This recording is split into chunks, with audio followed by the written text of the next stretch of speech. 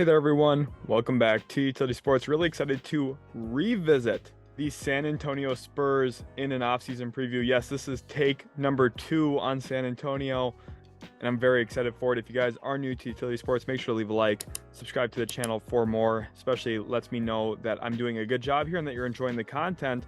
And the reason we have take number 2 is there was some crazy turn of events in the draft lottery. Of course, you guys know Victor Wembanyama will be a San Antonio Spur in what is a franchise-changing night for San Antonio. I'm really excited for that. And then to the victor goes the spoil. So since the Spurs won the actual draft lottery, they are now going to draft Victor Wembanyama, and now there's a lot of other decisions that they have to make because of that. And there's going to be some internal pressure and external pressure on the organization to not only hopefully win relatively soon, but also win a lot over the next 10 to 15 years. There is a lot of pressure. So the question is, what is next? This is going to be a 2-part series on the channel where, one, we're going to talk about the offseason preview, what I think the Spurs should look to do. And then we're going to also later on kind of address the team itself, what they currently have on their roster. And just a reminder, we manifested it here on the channel saying Victor to San Antonio in the comment section. So let's get a little bit of a celebratory Victor to San Antonio down there now. Go ahead, comment that if you are excited to see Victor Wembanyama join a really good young core that has Keldon Johnson, Devin Vassell, Jeremy Sochan, who you all see on the screen now. Tre Jones will be a part of this team's future as well as some other pieces. They've got some other selections as well. We're going to talk about all of that in this video, but if you're really interested in knowing how Victor Wembanyama on the actual court's going to fit with Jeremy Sochan, how he's going to fit with Devin Vassell, Keldon Johnson, that's where you need to stay put and stay tuned for the channel, because tomorrow I'm going to be uploading a video talking about how these players all kind of fit together, how they mesh, and what Victor is going to help this team excel at, and some of the areas that right now maybe they're a little deficient as well that they can maybe look to improve. That video I think is going to be one of the best videos on the channel, so I'm really excited for that one. I think this one's a good quality video as well, really thought out.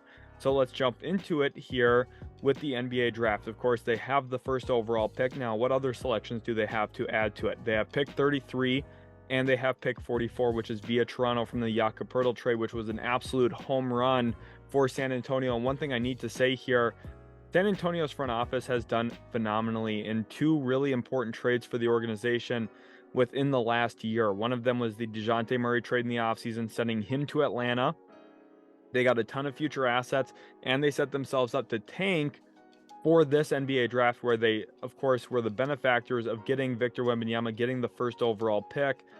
And then secondly, trading Jakob Poeltl at the exact right time to maximize his value, get a first rounder for him next year, but then ultimately clearing up that center position a little bit while also still tanking a bit this season to put yourselves in position to get Victor Wembanyama. It was an absolute home run for San Antonio with their 2 trades that they made, the biggest 2 being DeJounte Murray and Jakob Poeltl, both of the door. Now with the draft, let's look at potential draft selections in round 2. Of course, round 1, we know they're taking Victor Wembanyama. I have 3 targets for them in round 2 that I actually like quite a bit.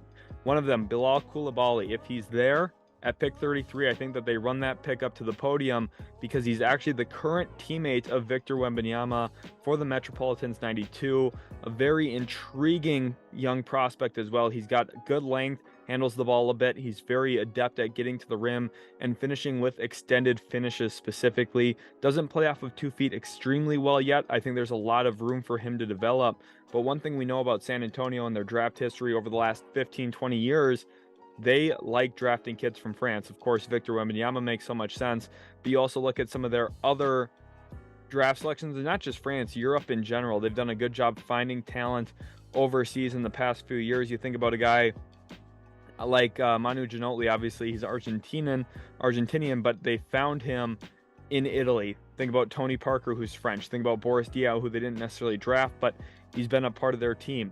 They've done a lot of good finding and good scouting overseas, and I think Bilal Coulibally could be added to that, not only to make Victor Wembanyama comfortable, which I think is a really important thing to do, is to try and surround him with players and people he's comfortable with to set him up for success, but also just simply being at the spot. You're looking for some more good young talent. Bilal Coulibally is a good example. And then another guy, Andre Jackson Jr., who had a pretty rough individual pro day. The shot making from the perimeter is really questionable right now. He's just not a very good shooter, but he does a lot of things that impact winning. He's a pretty solid defender. He's going to be a ball mover, connector. He can slash with it in his hands, and he's a good off-ball cutter. And out of UConn, where they did a lot of winning, obviously won the national title this year, I think that there is still going to be quite a bit of intrigue. Now, does some of the shooting concerns pull him out of the first round? And if so, say Bilal Coulibaly's off the board, Andre Jackson Jr. is a guy that makes a lot of sense. I think he has a pretty similar temperament to Victor Wembanyama. Both of those two guys want to win. I think that's the one thing about Victor a lot of people don't know. He's going to come into the NBA with the anticipation of winning and winning right away, which again, that's some of that internal pressure on San Antonio. Andre Jackson Jr. I think can help you a little bit, mitigate some of that by having, first of all, another guy in the locker room who really wants to win, but a guy who on the court is actually going to go out there and do the stuff that it takes to win next to Victor Wembanyama. I think having smart, good players who really care is one of the most important stages of team building in the NBA. I wish that wasn't the case. I wish you could just say that about all 450 guys on rosters. It's just not really the way that it is, though. So Andre Jackson Jr., definitely a player that could have a positive impact. And then a guy who I think most teams would not really look at him as a potential draft pick, but I do think for San Antonio, it actually does make some sense. And that's Oscar Tshiebwe from Kentucky. Kentucky's big O, not quite Oscar Robertson, but Oscar Tshiebwe is a mammoth of a man. He's really big, physical, strong, and he's a hard worker, specifically on the glass. And the reason I think that they should consider targeting him, yes, Victor Wembanyama has the height to play center, of course, at 7'4". I think realistically, if you want to preserve Victor's body and you want to limit some of his low paint battles, you give him another big man that he can play with. And Oscar Tshiebwe is a great player that you can use here in this setting, where he's going to be so strong and physical that he'll do a lot of the boxing out. He'll do a lot of the offensive rebounding. He'll put physical pressure on the rim in terms of being able to body a guy, kind of like what we've seen from Kenneth Lofton for his tenure with the Memphis Hustle and then also the Memphis Grizzlies in one game in the regular season. I think Oscar Tshiebwe can have an offensive impact like that, where he's just so big and strong that he might still have intrigue. You could also maybe include Zach Edey in here out of Purdue if he, in fact, does come out for the draft. I think there's some concerns or questions right now if he's actually going to or not. Of course, his physicals are off the chart, just like Victor Wembanyama's. He's not nearly as skilled, not nearly as fluid laterally, and Tshiebwe has some of those same issues, right? Very, very stiff hips. He's not going to be able to glide side to side and guard out in the perimeter. But with Victor Wembanyama, you have a freakishly tall player who's going to not only block shots at the rim, but do a lot of that, work out in the perimeter too, guarding guys. He can defend wings. Honestly, Victor Wembanyama is going to be able to defend guards, honestly, quite a bit. He's not a 1-through-5 defender. And I think, there's some concerns I have about Victor right away stepping into the league, but he's going to be good. Victor Wembanyama is going to be really, really good right away. And I think that getting some of these maybe a little bit more NBA ready guys like an Andre Jackson or an Oscar Tshiebwe could help kind of bridge the competitiveness a little bit right away in year one next to some of those other guys. Then we look at their actual free agents, guys that they could lose. Tre Jones is really the big one for me here. He's a restricted free agent. I don't see any way that they let him leave. They're going to lock him in on a contract. He's going to have a pretty team-friendly deal, I would guess, probably anywhere around $10 to $13 million. Pretty affordable. He's going to be a great backup point guard for his entire career. San Antonio might start him next season. We're going to talk about what that free agency looks like for San Antonio here in a minute. Sandro Mamukelashvili, I liked him as a pickup for them last year from Milwaukee. I think that they would like to keep him around. Romeo Langford, I really don't care if they keep him or don't. I'm not worried about it at this point. Keita Bates-Diop is a guy I would like them to keep because he has a lot of length. And Gorgui Dieng, I could see them keeping him kind of as a mentor, or I could see him making like a transition to the coaching staff or as a skills development coach potentially, because his NBA playing career hasn't been fantastic, but I know San Antonio likes him in that locker room and likes him in that building. So I think Gorgui Dieng could be somebody we see kind of maybe transition to a different role in his career or stick around as kind of a bench piece, what we see with Udonis Haslem out in Miami. So free agency, this team's estimated to have around $56 million in cap space. They also have the non-taxpayer mid-level exception available, which would be about $12.2 million, typically used to bring in some pretty good veteran players. And with that money, they also have an opportunity here to maybe take swings on talented young players. But there really is two pathways for this organization right now.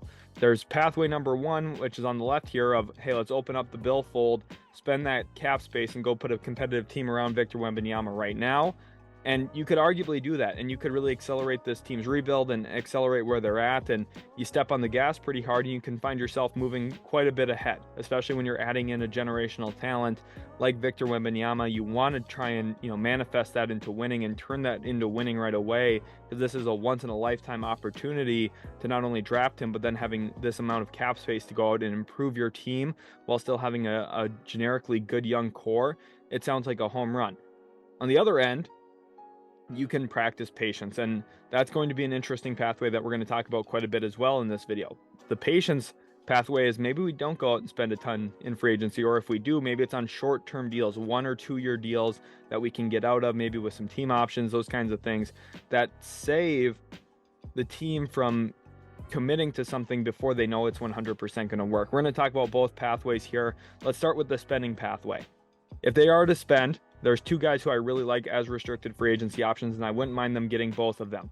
Austin Reaves of the Los Angeles Lakers realistically could be the starting point guard on this team. He's better than Tre Jones significantly. Tre Jones would be a fantastic backup point guard. Austin Reaves can make shots. He can run a pick and roll. He can play off the ball, as we've clearly seen in Los Angeles too. He's just smart.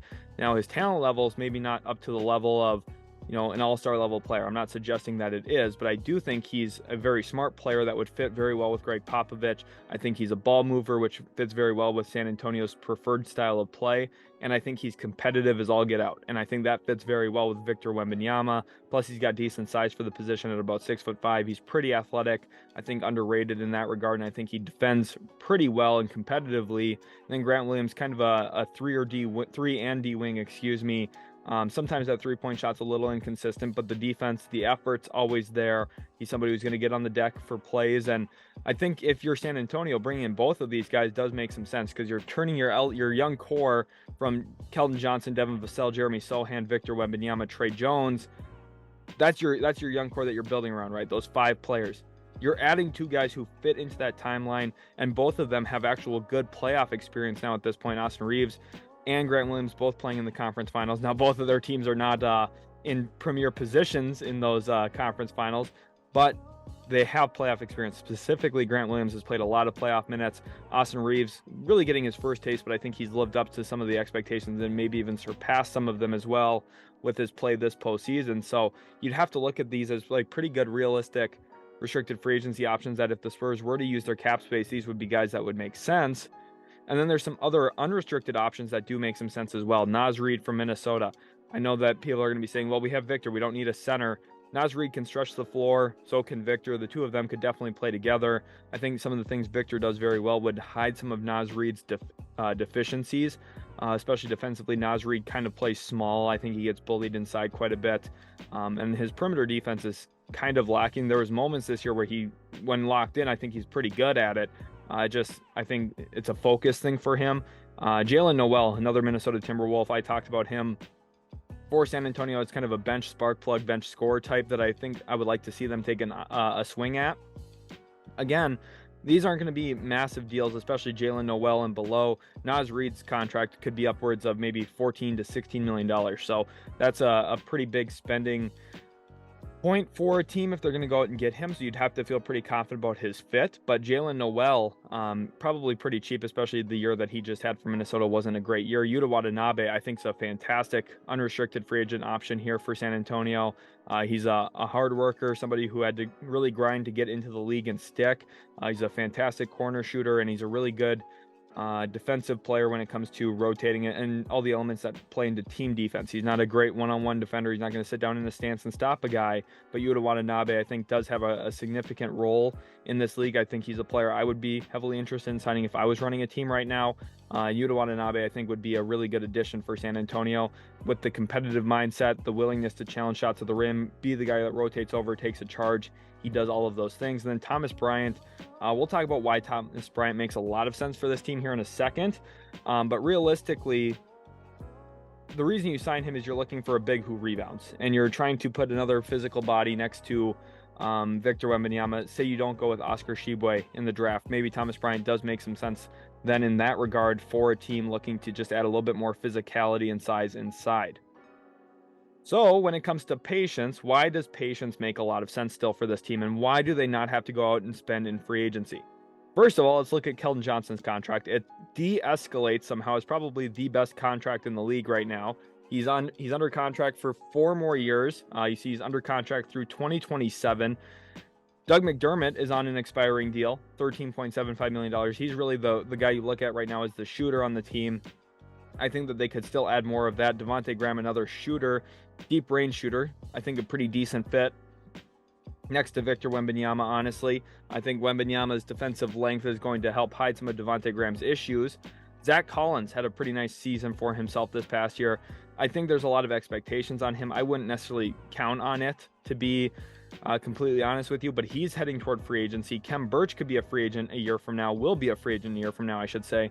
Devin Vassell, he's really the only one that, hey, next year is the last year of his rookie deal. Maybe his contract escalates up from that $6 million mark to about $18 to $20 million a year, which is a pretty significant pay raise for him, which does kind of hinder your cap space a little bit. But then you look at the rest of the roster: Jeremy Sochan, Malachi Branham, Blake Wesley, all good young players. I should have mentioned Branham earlier and Wesley. I think both of them are solid young pieces. And then Charles Bassey as well. So they've got a lot of their key pieces. You see 10 players under contract going into next season already. They don't necessarily, with those 3 draft picks they have, specifically 1, 33, and 44, they'll have 13 players. They don't have to go out and spend a ton. And instead, what they could do is maybe sign 1, 2, or 3 guys that fit the team, because look at it next year. The only guy that really I would say on this list that they may have to make sure they get back next season that could be a flight risk would be Devin Vassell, because he's going to head towards restricted free agency. There's no way San Antonio can afford to just flat out lose him. So they would probably match any offer sheet for him, and that can impact their cap space. But we're talking about a team with $50+ million in cap space. Keldon Johnson's contract decreases. You also have contracts like Collins and McDermott coming off the books. Devontae Graham's contract becomes movable next year, basically, because it'll be an expiring. They could go into next offseason with, again, $60 to $70 million in cap space, and they'll have a year under their belt of knowing what Victor Wembanyama looks like in the NBA. Because right now, I'm telling you, I've watched so much Victor Wembanyama that I have a really good sense of what he's going to be in the NBA, but we haven't actually seen him in the NBA. We haven't seen him play with other NBA players and against other NBA players. So because of that, you're still doing a little bit of projection work, and you're trying to figure out, okay, what fits best with him? How is it going to work best? And there's all of these issues. I think this is when it gets really intriguing. This is test time for the San Antonio Spurs, the way I look at it. I think initially I felt, hey, maybe you go and try and win around him. And I still think that could be a legitimate strategy that does work for San Antonio if they went that way. But I kind of like the idea of being patient here instead. I think I'm starting to prefer this quite a bit more, actually, than going out and spending money, because I think around Victor Wembanyama, the important part is not getting it right in year 1 and winning right away. I think the important part is getting it right by year 2, year 3, or year 4, and knowing what you need to continually put around him to not only make him his best player, but make the team the best it can be. And there's a bunch of archetypes that I would want to try out around Victor Wembanyama. A 3-and-D wing, maybe a Danny Green type reunion. Now, obviously, Danny Green's significantly further along in his career at this point. He's not in his prime anymore, not anywhere close to it. He's probably not going to give you a lot. So does that maybe mean a Jay Crowder player? Do you go out and sign Jay Crowder on a 1-year, $15 million deal? Yes, it's a significant overpay for this first season, but it's almost one that he can't turn down just with where he's at in his career. $15 million would go a long way in his bank account right now. And for San Antonio, you get another veteran presence in the locker room. Now, would he be okay with coming off the bench behind Jeremy Sochan? That's something you'd have to work out with him. But 3-and-D wings, I think, obviously it always comes at a premium. Maybe you could throw Cam Johnson into the list of restricted free agents. I just don't really see it likely that they'd be able to pry him away from Brooklyn, which is where does Grant Williams work into that? And that's where you have to be smart. Like a young guy like Grant Williams, I think you can safely project him into this, that maybe that's what you use to fill that 3-and-D wing spot. For a ball handling point, I'm looking here at maybe a Dennis Smith Jr. who can play on the ball and off the ball a little bit. I know he hasn't had a great career up to this point, and there's some question marks about his longevity in the league and if he's going to be able to stick around. The one thing I want to try Dennis Smith Jr. out for in San Antonio, if I were the Spurs, is I want to see what an elite athlete at point guard looks like next to Victor Wembanyama. It will help them make later decisions about, hey, this point guard is available out in free agency. Do we go out and sign this guy, or do we draft this player in the draft? If you see Dennis Smith Jr. with Victor Wembanyama and you decide, no, that pace of play doesn't work, we don't want to do that with Victor Wembanyama, it gives you a clear pathway in the future to make good decisions. But maybe you think, maybe it does work. Maybe Dennis Smith Jr. turns into a fantastic cutter off of Victor Wembanyama, working off the point and working out of the elbow area and doing a lot of different things that he's capable of. And his height and his passing is just going to be so, I think, dangerous if you have a good cutter with him. But you want to see that. You want to see it work before you invest your actual opportunity cost into some of these things by going out and spending for a player or drafting a player high that you think will fit.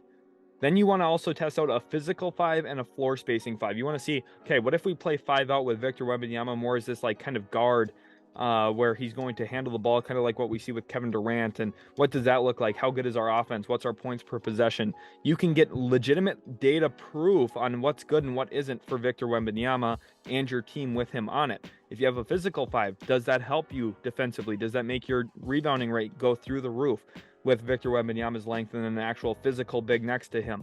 What does that actually look like? Is it like in Minnesota where Gobert and Cat, maybe it's not a good fit, but maybe it will be? Right? Like Tim Connolly, think about it. He invested heavily into it without 100% knowing it would or would not work. The whole point of this test period for San Antonio is to try things, see what they like and what they don't, and then they can make better, clearer decisions off of it. I would also like to see them pull in an extreme gravity shooter, someone who runs off of screens and can play with the ball in his hands a little bit, and people have to pick him up 24, 25 feet away from the hoop. If he's standing around the hash mark, is he a dangerous player that you can't leave open? For me, Seth Curry is a perfect example of this. He's an unrestricted free agent this offseason, would likely sign on the tax pyramid level somewhere. Go out, give him a 1 year, $12 million, 1 year, $14 million deal. That will be significantly the best offer he could find out there in free agency. It doesn't hurt your long-term cap space, doesn't hurt your long-term cap outlook at all on a 1 year deal. So because of that, you can, bring in a player. Maybe you would be able to even trade him at the deadline, and you get data on what works and what doesn't. You get to see these players in action. Although, yeah, these players aren't premier players. These aren't top-end guys. You can see what the archetypes look like around Victor Wembanyama, and it can help make you make sound decisions in the future, which is exactly what I would do. Again, I'm emphasizing 1 year deals, find out what works, find out what doesn't, and then you can go into future seasons with a really good plan in place instead of just speculating. We think this works around Victor Wembanyama. You can say, we know this works best with Victor Wembanyama, which is, I think, the best way to go about it, honestly, this offseason. One thing I'm going to say, though, if there is a big swing out there for this team to make, I would prefer for it to be on Kristaps Porzingis of the Washington Wizards. And some people might have questions as to why Victor Wembanyama and Kristaps Porzingis would maybe work. These are the two tallest players in the NBA in terms of actual minutes per game, like substantive players who actually are on the court all the time. Obviously Taco Fall's taller and Boban Marjanovic is taller, but these are guys that really play. Kristaps Porzingis, Victor Wembanyama are both starting level players. And if you are going to take a big swing on something, have it be on another elite height player, someone who is just massive and lengthy, and see if you can build the lengthiest team. And this isn't like a Gobert-Cat situation where, yes, Cat can shoot, Gobert can't. Porzingis shoots, and so does Victor. And they're completely different as well. These two guys, I know people are going to equate the two of them. Victor Wembanyama dribbles the ball quite a bit more. He's a lot more fluid, defensively moves his hips better. He's just way quicker on that end of the floor. And I think his rim protection element is even better than Kristaps, who actually had a really nice rim protecting season. So if it's a big swing, which again, I'm not suggesting they do that, but if it is, this is the player I'd prefer for it to be on. I don't think Kyrie Irving or James Harden is smart for San Antonio. I think Draymond Green's a little complicated because it kind of eats into some of Jeremy Sohan's role and minutes right now, which I don't really recommend. I think that realistically, if you wanted to, you could sign in Porzingis and roll your team out there, and you're just significantly better because you have two of the tallest players in the league who are both very, very skilled offensively. I think it's an intriguing fit. I think it's something that would make me turn the team on for sure. I'm already planning on watching like 70 Spurs games next year anyway. But if they sign Porzingis, I'd probably watch all 82 because I'd just be so locked into seeing what this team really looks like. I'm really excited to watch Victor in the NBA. Of course, we are going to have that film study out on the channel too tomorrow. Make sure you tune in for that, because it's going to be really, really good content. But next season, I think the Spurs could be really scary. I think that there's potential scary hours there. If they do go out and spend, I think this team could take probably one of the biggest leaps we've ever seen in NBA history, from a team that won 22 games to, who knows, maybe a playoff team. I'm not projecting that they will be, but I think that there's an argument to be had that if they make the right moves and they flesh out the roster enough, and we see some internal development from Keldon Johnson, another step forward, maybe Devin Vassell takes another leap, Tre Jones grows a little bit as a scorer potentially, Jeremy Sochan, a year in the league now, maybe he comes back as a much better sophomore. They could be in a really, really strong spot, and I'm really excited to break down their film as well for you guys. Remember, that will come out on the channel tomorrow. Super excited for that.